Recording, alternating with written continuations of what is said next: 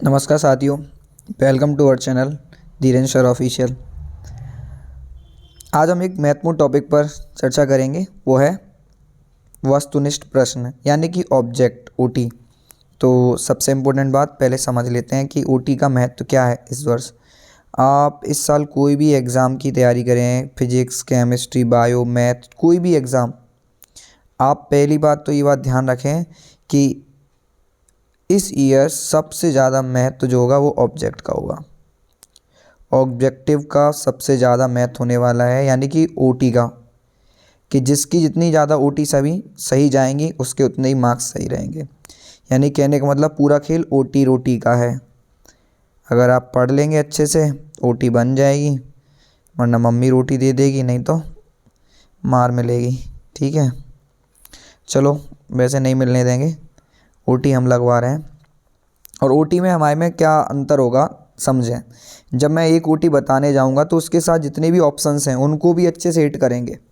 तो आप अच्छे से कॉपी पेन लेके बैठे हैं, जो भी मैं आपको जानकारी दूं उसको अच्छे से समझ लें कि ओटी का एक तो देखो, सबसे पहली बात यह है कि आपको पूरा अच्छे से टॉपिक आना चाहिए। तो मैं टॉपिक भी पूरा साथ साथ बताता चलूँगा। नंबर 2, जो एक्स्ट्रा डिटेल बताऊं वो जो यहाँ मिलेगी नहीं। यहाँ तो सिर्फ आंसर मिलेगा, लेकिन मैं आपको एक्स्ट्रा भी बताऊंगा कि इसके साथ ये भी बन सकता है, तो वो भी आपको साथ साथ नोट डाउन करना पड़ेगा। तो चलिए शुरुआत करते हैं। पहला प्रश्न, हालावाद के प्रवर्तक कवि हैं। मतलब हालावाद क्या होता है? हालावाद माने होता है मदिरा या जहर। मदिरा या जहर, इनमें से कौन से कवि हैं जिन्होंने मदिरा या जहर को बहुत ज़्यादा मतलब यह स्थान दिया है। मदिरा को बहुत ज़्यादा, है ना, हर जगह पे उन्होंने हाला को ही स्थान दिया है, तो वो इसलिए हालावाद नाम दिया जाता है इनके दर्शन को। तो वो हैं हरिवंश राय बच्चन। कौन है? हरिवंश राय बच्चन। देखिए बेटा, हरिवंश राय बच्चन जी के वाद को हालावाद कहते हैं। क्या कहते हैं? हालावाद कहते हैं। ठीक है, ध्यान रखना। हरिवंश राय बच्चन जी का जन्म 1907 में हुआ था। मैंने आपको पिछली वीडियो में बताया हरि का साथ, हरि का साथ। ठीक है, हरिवंश राय बच्चन जी की शिक्षा या इनका जन्म पूछा जाए, प्रारंभिक शिक्षा जन्म कहाँ हुआ? इलाहाबाद में हुआ। ठीक है बेटा, ध्यान रखेंगे। फिर आगे बढ़ते हैं। हरिवंश राय बच्चन जी किस युग के कवि हैं? तो इनका जो युग रहा है वो है उत्तर छायावादी। क्या रहा है बेटा? उत्तर छायावादी युगीन कवि हैं। उत्तर छायावादी युगीन कवि हैं, ये बात ध्यान रखेंगे। ठीक है, क्लियर है? आगे बढ़ते हैं। हरिवंश राय बच्चन जी की सबसे प्रसिद्ध रचना कौन सी है? मधुशाला। हरिवंश राय बच्चन जी की सबसे प्रसिद्ध रचना कौन सी बेटा? मधुशाला। किस वर्ष लिखी इन्होंने? 1935 में लिखी। ठीक है, दो रचना और है मधु से, मधुबाला, मधुकलश। मधुशाला, मधुबाला और मधु कलश। देखिए मधु मधु आ रहा है माने मदिरा, तो हालावाद होंगे कि नहीं होंगे? मधुशाला, मधुबाला, मधु कलश। ठीक है, ये इनकी क्या हो गई? रचनाएं हो गई। चलिए आगे बढ़ते हैं। हरिवंश राय बच्चन जी के काव्य में, देखिए मैं हरिवंश राय बच्चन जी से जितना भी मैटर होगा यहीं पे पूरा आपको सामने उड़ेल दूंगा, बस आपको अच्छे से कॉपी पेन लेके बैठना, जो भी मैं बोल रहा हूँ वो समझना। हरिवंश राय बच्चन जी के काव्य में वही मस्तानापन है, हरिवंश राय बच्चन जी के काव्य में है वही मस्तानापन है, वही मस्तानापन है जो जो मध्य युग के एक फ़ारसी कवि हुए हैं। मध्य युग के एक फ़ारसी कवि हुए हैं, इनका नाम है उमर खय्याम। क्या नाम बेटा? उमर खय्याम। उमर खय्याम के काव्य में देखने को मिलता है। मतलब मैं क्या कह रहा हूँ, जो मस्तानापन उमर खय्याम जी के काव्य में है, किसके काव्य में है? उमर खय्याम जी के काव्य में है, वही मस्तानापन हमारे हरिवंश राय बच्चन जी के में है। उमर खय्याम कौन है? एक फ़ारसी कवि हैं। कहाँ के कवि हैं? फ़ारसी कवि हैं, मध्य युग के फ़ारसी कवि हैं। ध्यान रखना, मध्य युग के फ़ारसी कवि का कंपैरिजन किससे कर दिया गया है? हरिवंश राय बच्चन जी से कर दिया गया है। क्लियर हो गई बात? ये हरिवंश राय बच्चन जी से इतनी बात हुई। ठीक है, बात समझ में आई? आगे बढ़ते हैं। नेक्स्ट क्वेश्चन, हरिवंश राय बच्चन जी का जन्म कब हुआ? तो अभी हमने बोला हरि का साथ, हरि का साथ, क्या कहेंगे बेटा? हरि का साथ, हरि का साथ, तो 1907। अच्छा, हरि के साथ और कौन होती है बेटा? देवी। हरि भगवान के साथ कौन भी होती है? देवी, है ना। और हरि का साथ और देवी मिल जाए तो क्या बंटवाओगे? प्रसाद। क्या बंटवाओगे? प्रसाद। तो 3 लोगों का डेट ऑफ बर्थ 1907 है। कितने लोगों का डेट ऑफ बर्थ 1907 है? 3 लोगों का। कौन कौन का? हरि से हरिवंश राय बच्चन, देवी से महादेवी वर्मा, देवी से महादेवी वर्मा, और प्रसाद से हजारी प्रसाद। कौन है? हजारी प्रसाद, ध्यान रखेंगे, हजारी प्रसाद, ठीक है। तो ये हो गया 1907। नेक्स्ट, हरिवंश राय बच्चन का जन्म कहाँ हुआ था?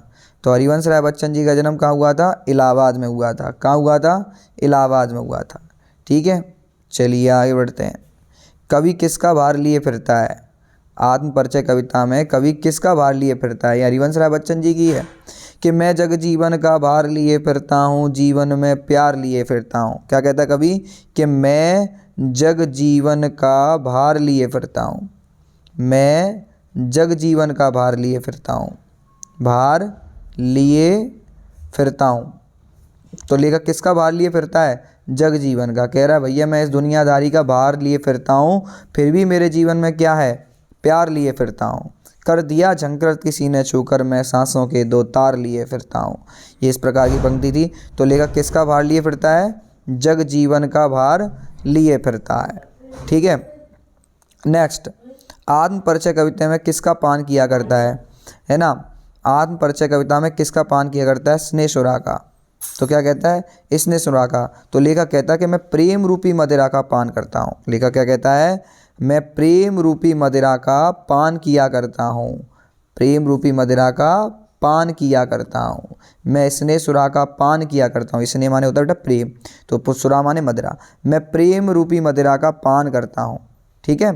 तो ध्यान रखना, मैं स्नेहसुरा का पान किया करता हूँ, कभी ना जग का ध्यान किया करता हूँ। मैं प्रेम रूपी मदिरा पीता हूँ और कभी इस दुनिया का ख्याल नहीं करता। मदिरा पीकर किसको किसका ख्याल रहता है? तो कहता है कभी ना जग का ध्यान किया करता हूँ, क्योंकि जग पूछ रहा उनको जो जग की गाते हैं।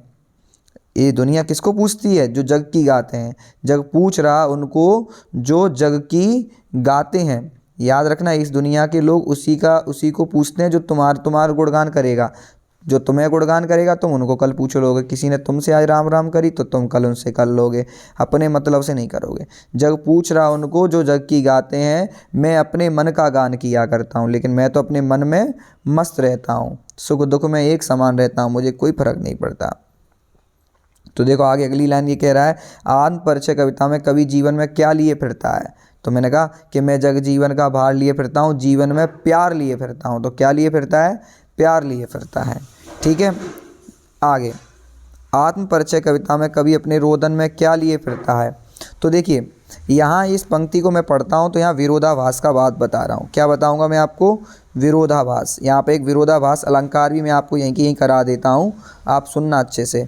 विरोधाभास अलंकार क्या होता है? विरोधाभास अलंकार, विरोधाभास अलंकार वह अलंकार होता है बेटा जहाँ विरोध ना होते हुए भी विरोध पाया जाए, जहाँ विरोध ना करते हुए भी विरोध देखा जाए कि ऐसा होता नहीं है फिर भी ऐसा हो जाए, तो वहाँ विरोधाभास अलंकार है। तो कवि क्या कहता है कि मैं निज रोदन में राग लिए फिरता हूँ, मैं निज रोदन में राग लिए फिरता हूँ। तो देखो रोदन में राग, जी बड़ी बात हो गई। रोने में कौन संगीत लिए फिरता है भैया? राग माने क्या होता है? संगीत। राग माने क्या होता है? संगीत। कि मेरे रोने में संगीत है, मेरे रोने में भी संगीत है। ये रोने में कैसे संगीत आ गया? क्या बच्चों की तरह रो रहे हो? जैसे बच्चे संगीत में रोते ना, उस तरीके से रो रहे हो कि रोदन में राग लिए फिरता हूँ, शीतल वाणी में आग लिए फिरता हूँ, शीतल वाणी में आग लिए फिरता हूँ। तो लेखक कह रहा है मेरी शीतल वाणी में आग है।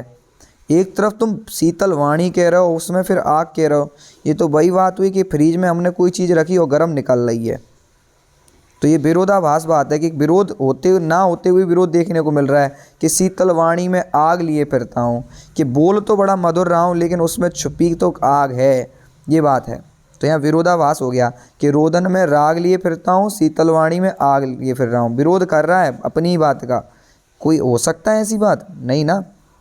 तो क्या कह सकते हैं? रोदन में क्या लिए फिरता है? राग। राग माने गीत, संगीत।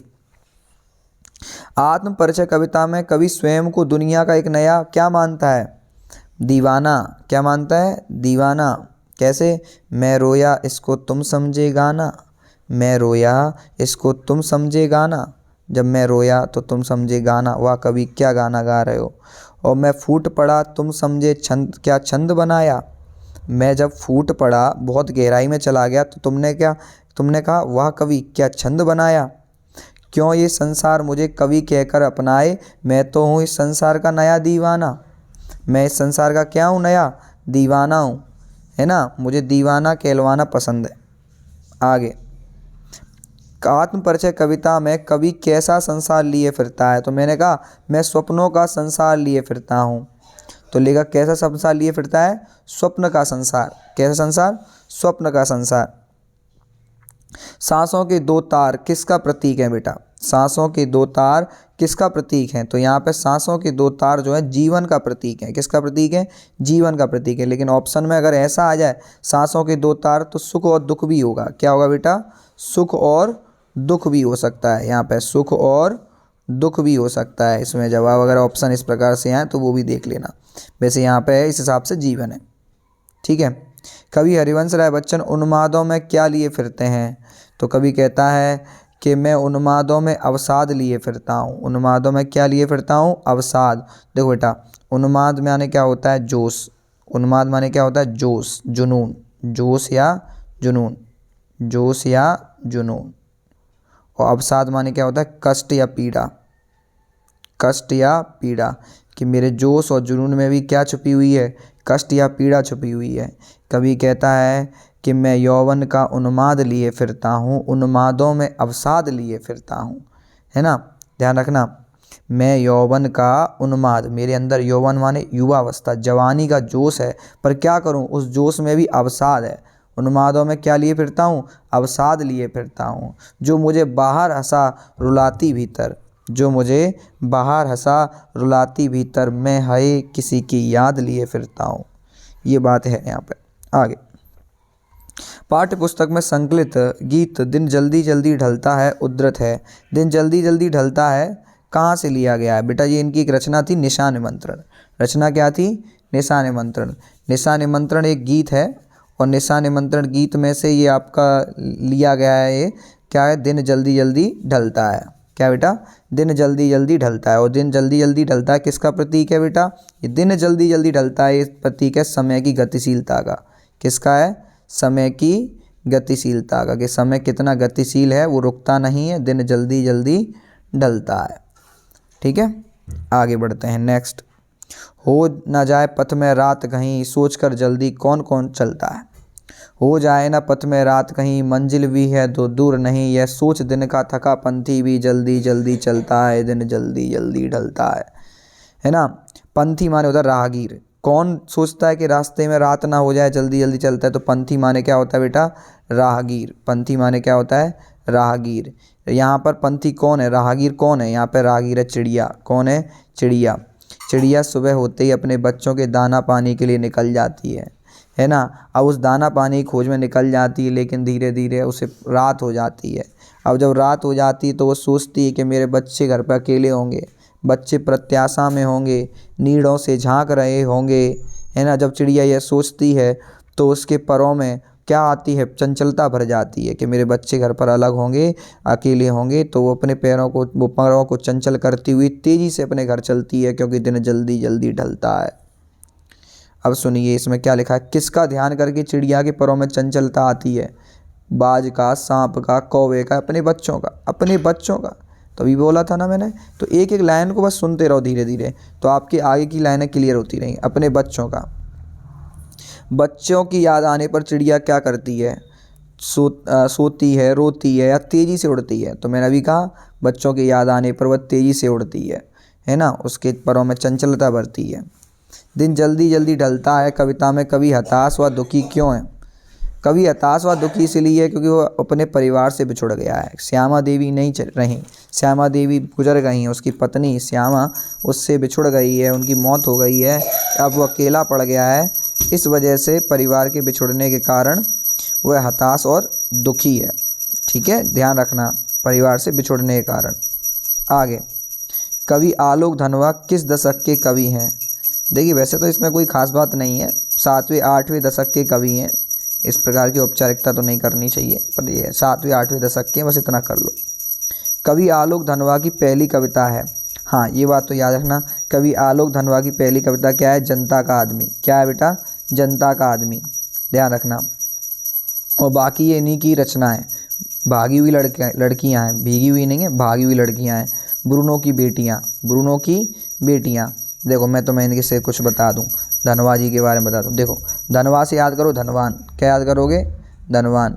हमारा देश धनवान कब होगा? आज़ादी के बाद। कब होगा? आज़ादी के बाद। तो आज़ादी के बाद मतलब 1948। तो इनकी डेट ऑफ बर्थ क्या है?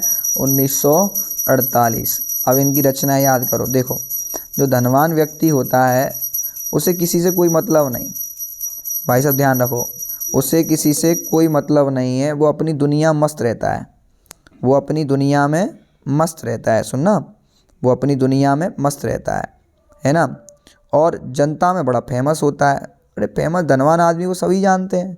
पर भाई साहब ये अपने घर पे बिल्कुल ध्यान नहीं दे पाते, घर में बिल्कुल ध्यान नहीं देते कि बच्चा क्या कर रहे हैं, बच्चों को क्या चाहिए। हाँ सुख सुविधाएं सारी देते हैं पर बच्चों पे ध्यान नहीं देते। अब ध्यान नहीं दिए तो इनकी लड़कियां कहीं भाग, इनकी लड़कियां कहीं भाग, धनवान भाई साहब की लड़कियां क्या हो गई? भाग गई। लड़कियां क्या हो गई? भाग गई। अब लड़कियां भाग गई, लड़कियां किसके साथ भागी? राहुल के साथ। लड़कियां किसके साथ भागी? राहुल के साथ। अब भाग के लड़कियां, ये राहुल के साथ लड़कियां भागी हो किसके, कहाँ पहुँची? ये बनारस। ठीक है सर, बनारस के बाद ये कहाँ पहुँचे? फिर बिहार। पुलिस एक्टिव हो गई बिहार पर, ये बिहार से पकड़ लिए गए, वापस ले आए गए, बाहर से पकड़ के इनको मार पड़ी, वापस आ गए। तो सुनो, आलोक धनवाग जी की डेट ऑफ बर्थ क्या है? 1948। रचना याद करो। देखो इनकी रचना, दुनिया रोज बनती है। एक पहली रचना क्या है? दुनिया रोज बनती है, याद करना, धन्यवाद। दुनिया रोज बनती है, जनता का आदमी, ब्रूनो की लड़कियाँ, है ना, ब्रूनो, भागी हुई लड़कियाँ, ब्रूनो की बेटियाँ, ऐसे है, ब्रूनो की बेटियाँ, भागी हुई लड़कियाँ। फिर धनवान साहब, आलोक धनवा जी को राहुल सम्मान मिला है, पूछ लेगा आलोक धनवा जी को कौन सा सम्मान मिला है? राहुल सम्मान। एक मिला है बनारसी हिंदू सम्मान, है ना, तो ये इनको सम्मान मिले हैं, ध्यान रखना। छत से गिरने और बचने के बाद बच्चे बन जाते हैं। देखो तुम छत पे से गिरे हो, गिरते गिरते बच गए, फिर तो एकदम तुम निडर हो जाओगे। क्या हो जाओगे? निडर। जब छतों से बच्चे गिरने से बच जाते तो क्या हो जाते हैं? निडर हो जाते हैं। पतंग कविता किसके लिए प्रसिद्ध है? पतंग कविता बिंब प्रधान के लिए प्रसिद्ध है, बिंब विधान। क्योंकि जब हम पतंग कविता पढ़ते हैं तो हमारे दिमाग में इमेज बनती है, बिंब बनते हैं। क्या बनते हैं? बिंब, इमेज बनती है। जैसे कविता कोई पढ़ाए आपको ये पतंग वाली, तो आपको भी लगता है जैसे अमूम का होता है, ऐसे पतंग कभी उड़ाते थे। तो बिंब विधान है इसमें। क्या है? बिंब विधान। लेकिन अगर एक क्वेश्चन ऐसे आ जाए कि बिंब धर्मी कवि कौन है, अगर आपसे ऐसा पूछा जाए कि बिंब धर्मी कवि कौन है, तो बिंब धर्मी कवि कौन है? शमशेर बहादुर सिंह। कौन है? शमशेर बहादुर सिंह। शमशेर बहादुर सिंह। ठीक है, चलो आगे। पतंग उड़ाते बच्चे किसके सहारे स्वयं भी उड़ते हैं? पतंग उड़ाते समय बच्चे स्वयं अपने रंध्रों के सहारे उड़ते हैं। किसके सहारे उड़ते हैं? रंध्र। रंध्र क्या होते हैं? शरीर के रोम या छिद्र, शरीर के रोम या छिद्र कहलाते हैं रंध्र। ठीक है। और बच्चों को गिरने से कौन बचाता है? पतंग की डोर। बच्चों को गिरने से कौन बचाता है? पतंग की डोर। जब वो छत की खतरनाक मुडेरों पर खड़े होकर पतंग उड़ा रहे होते हैं तो ऐसा लगता है मानो पतंग की वो नाजुक सी डोर उनके शरीर को थामे हुए। सवेरे की तुलना किससे की गई है? प्रात नभ था, ठीक है, कैसा? खरगोश की आंखों जैसा लाल सवेरा। किसका जैसा? खरगोश की आंखों जैसा लाल सवेरा। ध्यान रखना। आगे, शरद क्या चलाते हुए आया है? देखिए इस चैप्टर में यहाँ से बता रहा हूँ कि शरद कालीन जो सुबह होती है वो ऐसी लगती है जैसे खरगोश की आंखों जैसा लाल सवेरा हो। शरद क्या चलाते हुए आया है? शरद चलाते हुए आया साइकिल। शरद क्या चलाकर आया है? साइकिल। कैसी साइकिल? चमकीली साइकिल। और घंटी बजाकर शरद बुला रहा है। किसे बुला रहा है? पतंग उड़ाने वाले बच्चों के झुंड को। घंटी बजाकर पतंग किसे बुला रहा है? पतंग उड़ाने वाले बच्चों को, उड़ाने वाले बच्चों को बुला रहा है। शरद कौन बुला रहा है? शरद। और आसमान को क्या बना देता है? शरद। शरद आसमान को पतला बना देता है। शरद आसमान को पतला बना देता है, ध्यान रखना, शरद आसमान को पतला बना देता है। क्यों बना देता है पतला? जिससे पतंग ऊंचाई तक आसमान में उड़ सके, जिससे पतंग आसमान में ऊंचाई तक उड़ सके। पतंग क्या है? पतंग इस दुनिया की सबसे हल्की और रंगीन वस्तु है। इस दुनिया की सबसे हल्की और रंगीन वस्तु, इस दुनिया की सबसे हल्की और रंगीन, इस दुनिया की सबसे हल्की और रंगीन वस्तु है। क्या है? रंगीन वस्तु है। आगे, निम्नलिखित में से विशेषता कुंवर नारायण की कविता में नहीं पाई जाती। कौन सी विशेषता कुंवर नारायण की कविताओं में नहीं पाई जाती? अखबारी सतहीपन। तो कुंवर नारायण जी के काव्य में अखबारी सतहीपन नहीं पाया जाता, मतलब ऐसा नहीं पाया जाता जैसे अखबार की आती हैं पंक्तियाँ, लाइनें, ऐसी नहीं आती, भाव होते हैं उसमें बहुत सारे, है ना, ध्यान रखना। कुंवर नारायण, देखो नारायण जी के बारे में बता दूं, इस साल नारायण जी का विशेषता अच्छे से याद कर लेना। कुंवर नारायण का डेट ऑफ बर्थ क्या है ना, 1927। क्या बेटा? 1927। नारायण से कृष्ण याद कर लो, नारायण से क्या याद कर लो? कृष्ण। और कृष्ण ने क्या कराया था? 2 लोगों के साथ में युद्ध कराया था। कृष्ण ने क्या करवाया था? 2 लोगों के साथ में युद्ध, 2 लोगों के साथ में युद्ध, 1927। ठीक है। चिड़िया अपने पंखों के सहारे उड़ती है और कविता किसके सहारे उड़ती है? सुनो, चिड़िया अपने पंखों के सहारे उड़ती है और कविता कल्पना के सहारे उड़ती है। किसके सहारे? कल्पना रूपी पंख लगाकर उड़ती है। कविता कैसे पंख लगाकर उड़ती है? कल्पना रूपी पंख लगाकर उड़ती है, ध्यान रखना, कल्पना रूपी पंख लगाकर उड़ती है। ये बात बहुत अच्छी है, ध्यान रखना। आगे, पर चिड़िया जो है कविता की उड़ान नहीं जान पाती। चिड़िया जो है कविता की उड़ान नहीं जान पाती। क्यों? क्योंकि बेटा चिड़िया की उड़ान तो सीमित है, लेकिन कविता की उड़ान तो क्या है? असीमित है। कविता कहीं भी पहुंच सकती है, पर चिड़िया एक सीमित उड़ान तक पहुंच सकती है। कविता तो कहीं भी पहुंच जाए, तुम स्पेस में पहुंच जाओ तो कविता वहां पहुंच जाए, तुम्हारी मन की रचना है कविता, तो मन कहीं भी पहुंच सकता है क्योंकि कविता मन की रचना है। कविता के पंख लगा उड़ने का क्या तात्पर्य है? कविता का पंख लगा उड़ने का क्या तात्पर्य है? कविता का पंख लगा उड़ने का तात्पर्य है कल्पना करना। क्या करना? कल्पना करना। जैसे पंख लगाकर कविता उड़ती है, वैसे ऐसा कहा जाता है कि कविता जो है कल्पना रूपी पंख लगाकर उड़ती है, कल्पना रूपी पंख लगाकर उड़ती है। बात समझ में आ रही है यहाँ तक? ठीक है, कोई दिक्कत किसी को नहीं है? चलो, इतने ऑब्जेक्ट आपको समझ में आए, कोई डाउट तो नहीं है यहाँ तक? चलो बढ़िया। थोड़ा डिस्टर्बेंस हुआ होगा इसमें क्योंकि पूजा पाठ चल रही थी, कोई नहीं, भक्ति का नाम, भक्ति करनी पड़ती है तभी फल मिलता है। तुम लोग भी पढ़ाई करते रहो। ऐसे ओटी मैंने लगवा दी है ये आज, अब ऐसी ओटी सीरीज आती रहेंगी, ठीक है।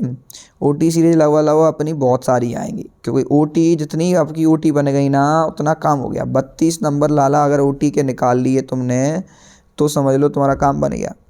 20 नंबर का तुम्हें प्रैक्टिकल मिल गया, लोला 52 तो वैसे ही हो गए तुम्हारे हैं। 4 नंबर का तुम 52 तो जी हो गए। 4 नंबर का बढ़िया तुम पत्र लिखी आए, 4 नंबर का तुम निबंध लिखी आए हैं। 8 नंबर जी हो गए, तो जोड़ लो, है ना, 4 4 8 2 10, और 60 नंबर तो वैसे ही हो गए। नेगो लेखनी और चलाओगे तो आराम से 80 की रेंज में पहुंच जाओगे। पर 80 की रेंज में पहुंचने के लिए पहले ये 32 तो निकालने पड़ेंगे ना, क्यों? सही है ना, पहले ये 32 निकालो, सही, ठीक है। जोड़ घटाने में गलती हो गई हो तो माफ़ करना, गणित में कमज़ोर हूँ, ठीक है। अब मिलते हैं फिर नेक्स्ट वीडियो में, तब तक के लिए धन्यवाद। और फिर वही अच्छा लगे तो लाइक शेयर करते रहियो, कमेंट कर दियो कैसा लगा, शेयर ज़रूर करें। क्यों? जिनके पास नहीं है ऐसी सुविधाएं उन पर पहुंच जाए तो उनके नंबर आ जाएँ, क्यों? कर भला तो वो भला, ठीक है। मिलते हैं फिर नेक्स्ट वीडियो में, धन्यवाद।